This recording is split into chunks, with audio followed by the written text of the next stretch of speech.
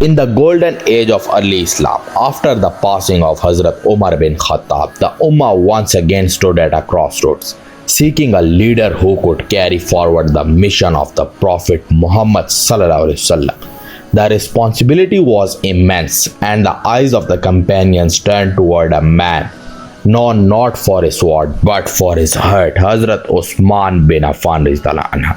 Hazrat Uthman radhiyallahu anhu was amongst the earliest to accept Islam, one of the 10 promised paradise. He was born into the noble Umayyad clan of Quraysh. He was known for his wealth, modesty, and unmatched generosity. Even before Islam, he was respected for his honesty and humility. When Hazrat Uthman heard the message of Islam from his close friend Hazrat Abu Bakr, his heart instantly found peace. He accepted the truth without hesitation, and for that he faced oppressions from his own tribe. He migrated not once but twice, first to Abyssinia and then to Medina, sacrificing comfort for faith. The Prophet ﷺ loved him deeply, and when his first wife, Hazrat Ruqayya, the daughter of Prophet ﷺ, passed away, the Prophet ﷺ married him to another daughter, Kulthum. For this reason, Hazrat Uthman radhiyallahu is remembered as Dhul Nuran, the possessor of 2 lights. After the martyrdom of Hazrat Umar bin Khattab, the Muslim Ummah stood at a critical moment in its history. The vast Islamic empire, stretching from Persia to Egypt, had grown immensely under Hazrat Umar's leadership. But with his tragic assassination, a pressing question arose: who would now lead the Muslim and carry the truth of the Khilafat? Before his passing, Hazrat Umar in his deep wisdom and sense of justice had already prepared for this moment. As he lay wounded from the attack by Abu Lulu Feroz, he was asked by the companions to appoint a successor, but Hazrat Umar refused to choose a single man by his own will. Instead, he formed a shura, a body of 6 of the most respected companions of the Prophet ﷺ, all from the Ashra Mubashra, the 10 companions promised paradise. These 6 were Hazrat Uthman bin Affan, Hazrat Ali, Hazrat Abdul Rahman bin Auf, Hazrat Saad bin Abi Waqas, Hazrat Zubair bin Awam, Hazrat Talha. Hazrat Umar gave them a strict instruction: when I pass away, these 6 men shall gather in one house. They must choose one among themselves as Khalifa within 3 days. If they differ, then the side with the majority should prevail. He even appointed Suhaib or Rumi to lead the prayers for those 3 days, ensuring the Ummah's unity in worship remained intact. To prevent outside influence, Hazrat Umar ordered that the 6 companions be confined within a house in Medina, guarded until they reached a decision. No one was allowed to leave until the matter was settled. It was a symbol of how holy and serious the Khilafat was, not a prize to be sought, but a responsibility to be feared. He also instructed Abdullah bin Umar, his own son, to be present only as an observer, not as a candidate. Umar made it clear that the leadership must be decided by the Ummah's best through justice and consultation, not inheritance or family claim. After the burial of Umar, the 6 companions gathered as instructed, locked within the house in Medina. The air was filled with emotion and weight, for they were not merely choosing a ruler, but the successor to the legacy of Prophet Muhammad sallallahu alaihi wasallam. For 3 days and nights they prayed, discussed, and debated. Each of them was a wise man, known for his faith, his sacrifices, and his wisdom. They examined each other's strength with fairness, the knowledge and the courage of Hazrat Ali, the generosity and calm nature of Hazrat Uthman, the integrity of Abdul Rahman bin Auf, and the valors of the others. As discussions continued, Hazrat Abdurrahman bin Auf, realizing the heavy responsibility before them, withdrew his own name from consideration. He offered to act as a neutral figure who would consult the people of Medina to find out whom they truly preferred. Before Abdurrahman bin Auf took charge of the consultation, 3 of the 6 members of Shura had already withdrawn their candidacy. From the very beginning, 3 companions withdrew themselves from the nomination, one after another, saying they did not wish to bear the immense weight of Khilafat. Number 1. Hazrat Zubair. He stood up and said, I withdrew my name and gave my vote to Hazrat Ali. He is most deserving among us. Zubair was known for his bravery and deep loyalty to Islam, but he stepped aside out of humility and brotherhood. Number 2. Hazrat Talha. He too renounced his claim, saying, I give my vote to Hazrat Uthman. Number 3. Hazrat Saad bin Waqqas, the great general of Qadsiya, a man of courage and honor, also withdrew himself, saying, I give my vote to Hazrat Abdurrahman bin Auf. He is a man of trust and balance, and I am content with whomever he chooses. At this point, Abdurrahman bin Auf realized the weight of moment, also withdrew his own name from contention, not out of hesitation but out of sincerity. He said, I withdraw myself so that I may take the responsibility to choose between the 2 remaining, Ali and Uthman. I will act as a trustee of Ummah in this matter. The companions agreed. For the next 3 days and nights, Abdurrahman bin Auf dedicated himself to consultation. He went throughout Medina speaking with Ansar and Muhajirin, the commanders of the army, scholars, and even the women and youth, asking their opinion who should lead after Umar. Day and night he received the same answer from most hearts: Uthman. From his kindness, generosity, and closeness to the Prophet. Finally, when the Shura gathered again, Abdurrahman bin Auf stood before Ali and Uthman and asked them both the same question: Do you promise to rule according to the book of Allah, the sunnah of his messenger and the path of Abu Bakr and Hazrat Umar? Both agreed. After offering prayer and seeking Allah's guidance, Abdurrahman bin Auf took hand of Hazrat Uthman and declared before the people, I pledge allegiance to Uthman bin Affan as the Khalifa of the Muslims. One by one, the companions and the people of Medina followed, giving oath of allegiance to Hazrat Uthman inside Masjid al-Nabawi.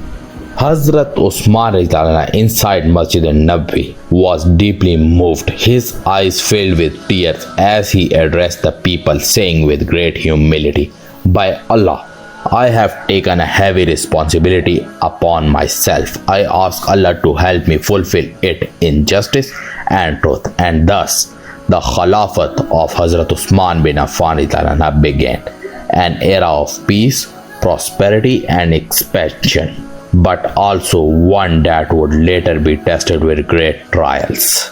Hazrat Uthman was not a man of war. He was a man of peace. His leadership reflected humility, simplicity, and unwavering faith in Allah.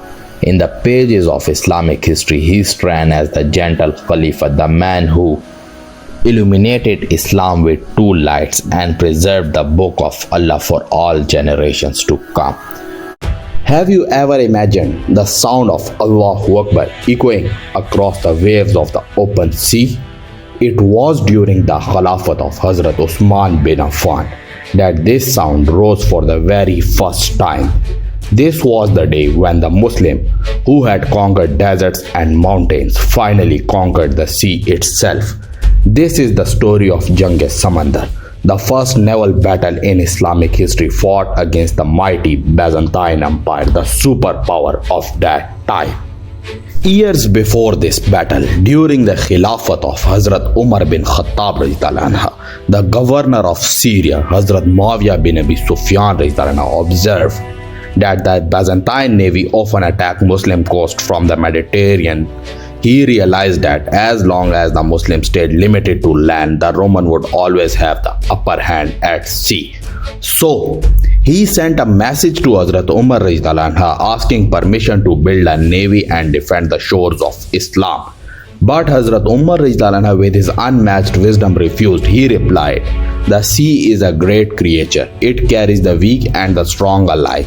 I fear for the Muslims at sea." Hazrat Umar radiallahu anhu didn't want the believers to risk their life in something unfamiliar. He was a protector of his people, and so during his rule, the Muslims stayed away from naval warfare. But years later, when Hazrat Uthman radiallahu anhu became Khalifa, things began to change. Islam had now expanded from Arabia to Persia, Egypt, and North Africa. The empire was vast and the Mediterranean coastlines were under Muslim control. Yet the Byzantine navy continued to attack from the sea, burning villages, raiding ports, and threatening the safety of Muslim lands. Once again, Hazrat Muawiyah radiallahu anhu, now a skilled and experienced leader, wrote a letter to Hazrat Uthman radiallahu anhu asking permission to form a navy. Hazrat Uthman radiallahu anhu thought carefully. The Muslims were no longer weak. They had experience, strategy, and faith. So he agreed, but with one beautiful condition. No Muslim should be forced to fight at sea. Only those who go willingly with trust in Allah may join the fleet. With that, the first Islamic navy was born. Soon, the call to battle came. The Byzantine Emperor Constance II sent a powerful fleet to stop the rise of the Muslims. Their ships were huge, their sailors trained since birth. The Muslims, though new to the sea, were fearless. Under the command of Hazrat Muawiyah radiallahu anhu and the great companion Abdullah bin Qais radiallahu anhu, they sailed toward the island of Cyprus, where the Byzantine navy was gathering. It was the year 649 as the two forces came face to face on the Mediterranean waters. The sky turned dark with storm clouds. The Byzantine laughed, thinking the waves would drown these desert men, but they didn't know. These were the people who once crossed desert with no water, fought battle with no armor, and yet never gave up their faith. When the first ships collided, the Muslims shouted, "Allahu Akbar!" their voices cutting through the wind and thunder. The battle was fierce. Arrows flew, swords clashed, and ships locked together like wrestling beasts. It was not just a fight of men, but of courage versus power. The Byzantines, though larger in number, were shocked by the strength and discipline of Muslim soldiers. After hours of brutal combat, the Byzantine fleet began to break. Many of their ships sank beneath the waves while the Muslim held strong, their hearts steady with faith. And finally, by the will of Allah, the Muslim achieved a historic victory, the Battle of Mars. It was the first great naval victory in Islamic history, the day when the sea bowed before the believers of Islam.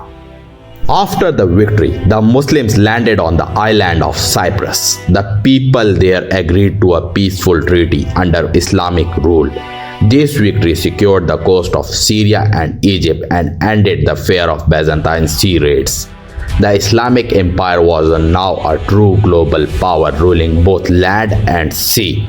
This was the legacy of Hazrat Uthman radiallahu anhu, a leader of vision, patience, and unity. After the victory at Cyprus, the Muslims didn't stop there. Their courage had grown, their fleet had become stronger, and their confidence in Allah had deepened.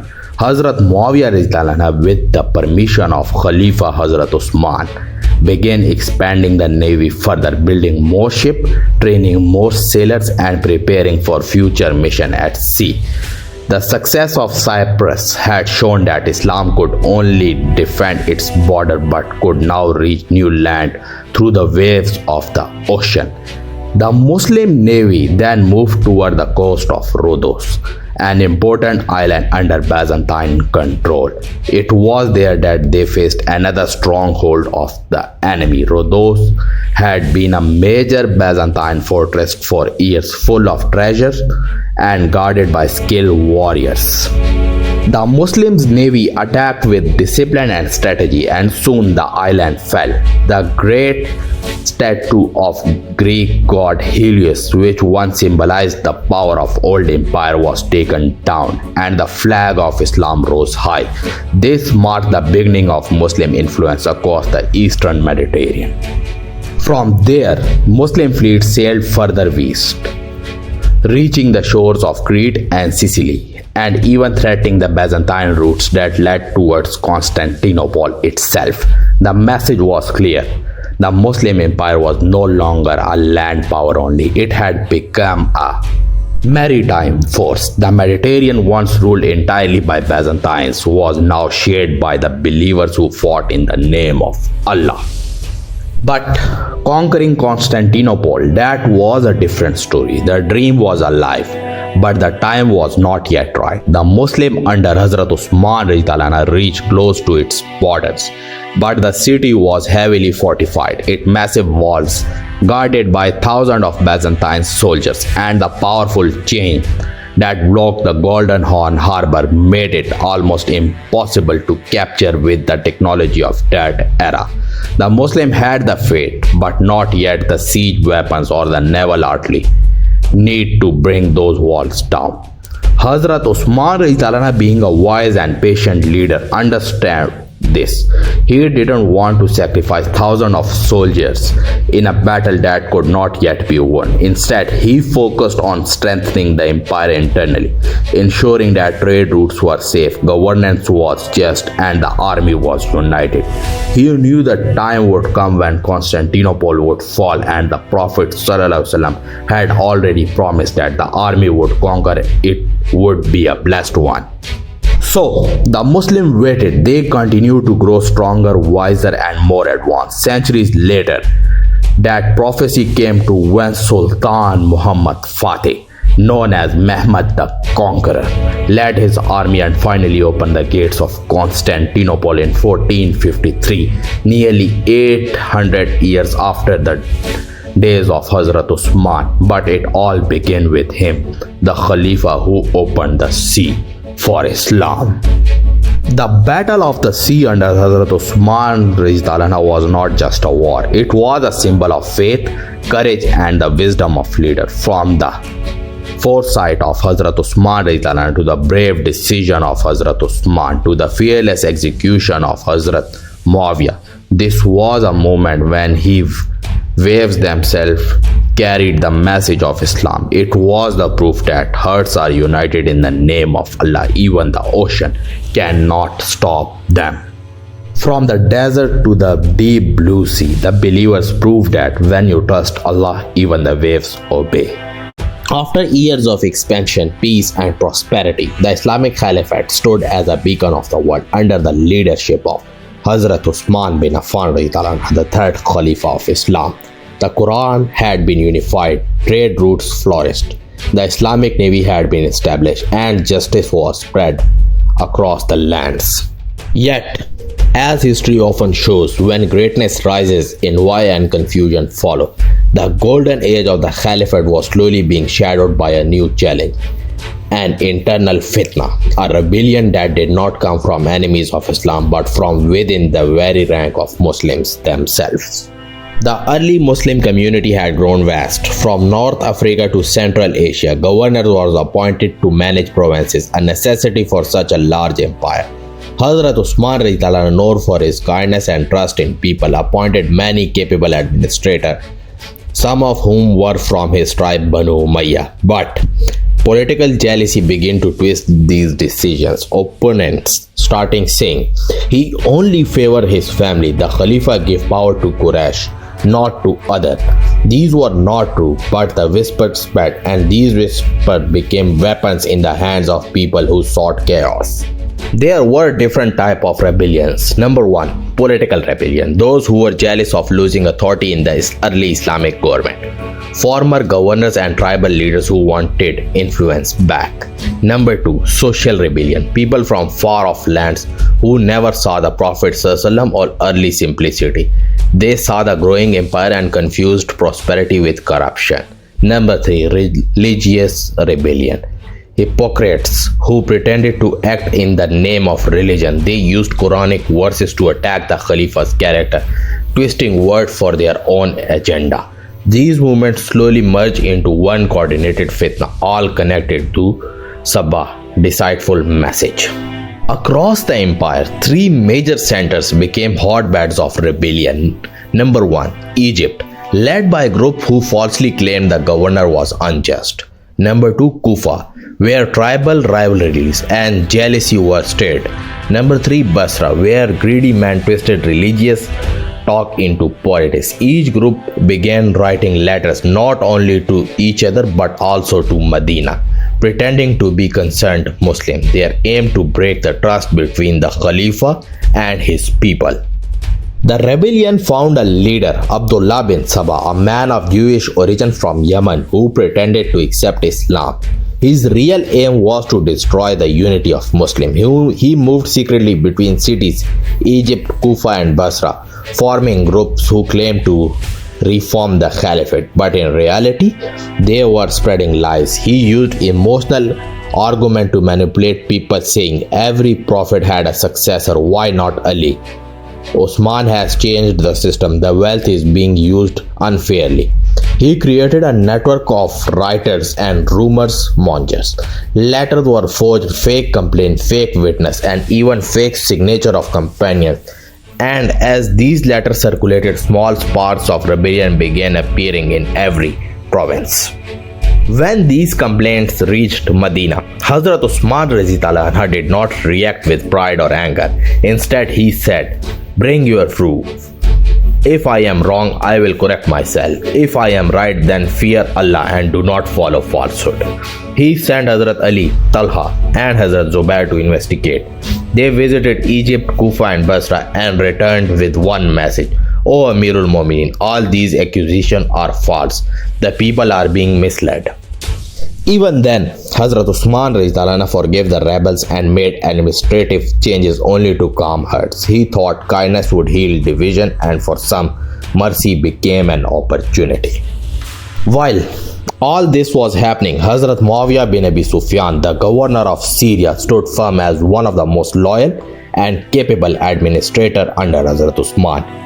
Syria was the most stable province, disciplined and loyal to the Caliphate. The people of Sham loved Muawiyah for his justice, intelligence and fairness.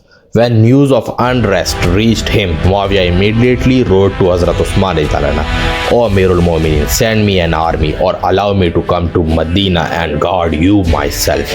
But Hazrat Uthman refused, replying gently, "I do not want the sword to be raised among Muslims. I will not let my protection cause bloodshed." Muawiyah respected his decision but remained deeply concerned. He tried repeatedly to convince the Khalifa to move temporarily to Damascus for safety, saying, "The people of Sham will protect you as they protect their own lives." But Hazrat Uthman insisted on staying in Medina, the city of Prophet ﷺ, believing it was his duty to remain where Islam began. Even then, Muawiyah sent spies and messengers to keep him informed. He strengthened the border, stopped false letters from entering Syria, and made sure that fitna did not reach his province. Syria remained peaceful only because of his discipline, loyalty, and early control over propaganda. In truth, Muawiyah was one of the few leaders who fully understood how dangerous this rebellion could become. Back in the rest of the empire, the rebels gained confidence. They began to coordinate their actions. They planned that during the season of Hajj, they would send groups to Medina under the disguise of pilgrims seeking justice. Hazrat Uthman welcomed them, heard their complaint, and even changed some appointments again to please them. He never closed the door of dialogue. But the conspirators' goal was no longer peace, it was chaos. Their network spread so wide that even ordinary Muslims started to get confused, unable to tell truth from rumor. Even as the situation worsened, Hazrat Uthman remained calm. He addressed people in the mosque saying, "O people, I have done nothing but follow the Quran and Sunnah. I have erred, guide me, do not rebel against me." He reminded them of the Prophet's ﷺ warning that after his time Muslims would face internal division. He urged everyone to hold on to the unity of the Ummah and not become tools of fitna. But his words reached hearts differently. To the sincere, they brought tears. To the deceived, they sounded like politics. While Egypt, Kufa and Basra were boiling with unrest, Syria under Muawiyah was an example of loyalty and order. The people of Sham were disciplined and deeply respectful toward the Khalifa. Not a single organized rebellion rose there because Muawiyah immediately silenced any voice that hinted toward disunity. He often said to his commander, "If one lie can shake the caliphate, then one truth must be louder than 1,000 lies." He sent envoys to Medina repeatedly urging Hazrat Uthman to act decisively, but each time the Khalifa patience overruled politics. His belief was simple: violence between Muslims would destroy the spirit of Islam. But now Medina had become tense. Companions were divided not in faith but in opinion. Some, like Hazrat Ali, urged dialogue. Others felt firm action was necessary, but everyone still respected Hazrat Uthman deeply. No one wanted harm to come to him. The rebel outside Medina, however, continued spreading lies, claiming even the companions had turned against the Khalifa. That was their strategy to isolate the leader by breaking trust around him. And thus, the final years of Hazrat Uthman Caliphate became a test not of military power but of patience and truth. A test for every believer, whether to believe rumors or seek facts, whether to stand for unity or fall into division. Hazrat Uthman stood as a mountain of patience, refusing to let his hand to be stained with Muslim blood. Hazrat Muawiyah stood as a wall protection, keeping the rebellion from spreading further. This was not a just political story. It was the first great fitna in Islamic history, a mirror showing how misinformation, jealousy and ambition can shake even the strongest of nation. And this is where the story pauses. Before swords were down, before Medina fell into rest, this was the calm before the storm, the last chapter of peace before tragedy. This story of Hazrat Uthman reminds us that truth is tested from within. Stay with me in the next part as we uncover how this fitna moved from words to action. The rebellion that began as whispers across distant provinces had now reached the gates of Medina. What started as murmur of discontent had grown into a storm that surrounded the very heart of Islam. The man who once unified the entire Muslim Ummah, the generous Khalifa who gave everything for Allah and His Messenger ﷺ, was now besieged by those deceived by false promises and twisted words. This is not just a story of politics or rebellion. It is the story of patience in the face of betrayal, of faith when the world turned against you, and of a leader who chose peace over power. The final days of Hazrat Uthman bin Affan, the third Khalifa of Islam. When the rebel entered Medina, they claimed to come in the name of justice and reform. But what they carried was not truth. It was confusion, envy and manipulation. Hazrat Uthman faced them not with anger or with the force of authority, but with calm dignity. Surrounded by hostility, he continued to lead prayers, offer gentle advice, and remind the believer that a true Muslim never raises his sword against another Muslim. His composure was unmatched, his patience divine. Many companions of Prophet ﷺ came forward, ready to defend him with their lives. Hazrat Ali, Hazrat Talha, Hazrat Zubair, and even the grandsons of Prophet ﷺ, Hazrat Hassan and Hazrat Hussain, offered to guard his house, but the Khalifa refused them all. I did not wish to be the first Khalifa to shed Muslim blood, he said softly. And so the siege dragged on. 40 long painful days of hunger, thirst, and unbearable tension.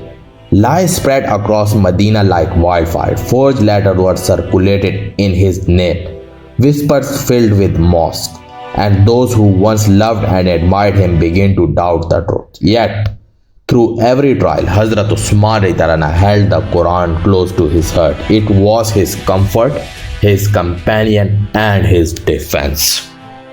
Then came the morning that would change history forever. The Quran lay open before him as rays of sunlight filtered through his small window.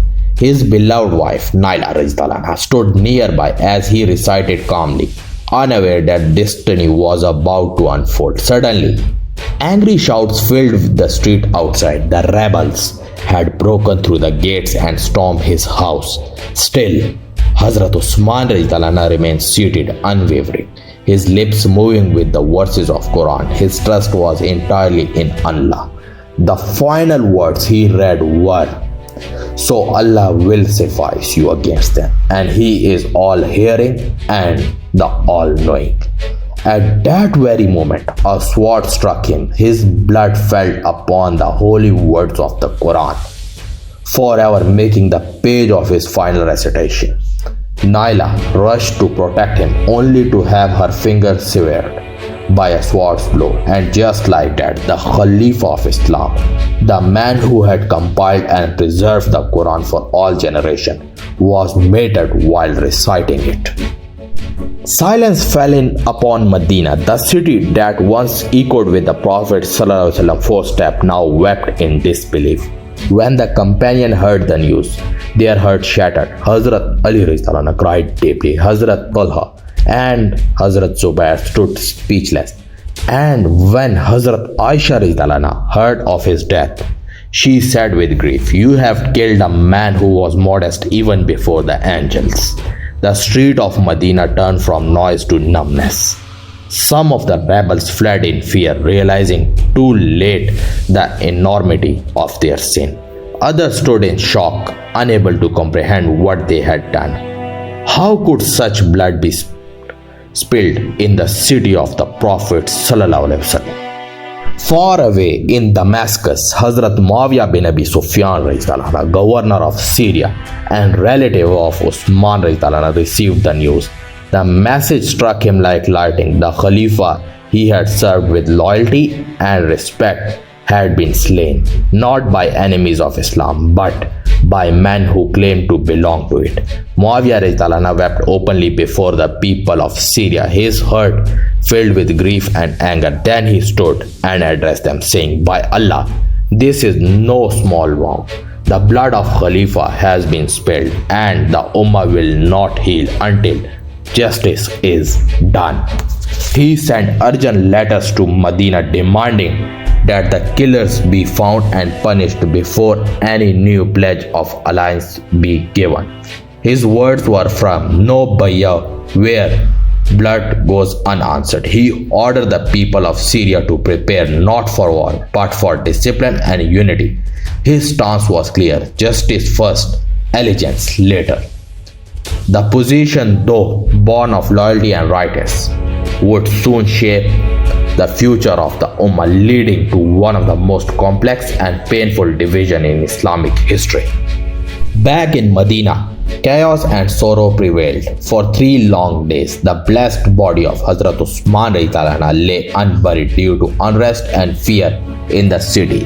No public funeral could be held. Finally, under the calm leadership of Hazrat Ali, a small group of devoted companions carried him silently to Jannatul Baqi at night. There were no banners, no crowd, and no speeches, only tears, whispers of dua, and the sound of shovels in the quiet earth. The Khalifa, who had given everything for Islam, was buried with same simplicity and humility with which he had lived. After his martyrdom, the fire that consumed Medina slowly began to fade, not because of peace, but because of shock. The rebels, realizing the weight of their crime, began to scatter. Some fled to distant lands, others hid, haunted by guilt and fear. Hazrat Ali stepped forward, determined to restore order and prevent further bloodshed. He stopped the people of Medina from seeking revenge, bringing calm to market, mosques, and homes. Negotiations were made to prevent a full civil war. The siege had ended, but unity was broken. For the first time since the Prophet ﷺ, Muslims began to fear one another. In the days and weeks that followed, grief turned into uncertainty. The Ummah was divided, torn between sorrow and question of justice. Hazrat Ali was chosen as the new Khalifa, but the question of accountability for Hazrat Uthman murder remained unanswered. Hazrat Muawiyah in Syria refused to give allegiance until the murderers were punished. His stance driven by both faith and family duty. That demand became the central issue of the next era. What had begun as a rebellion in Medina was now evolving into wider political and moral crisis. A test of faith, justice, and leadership that would shape generations to come.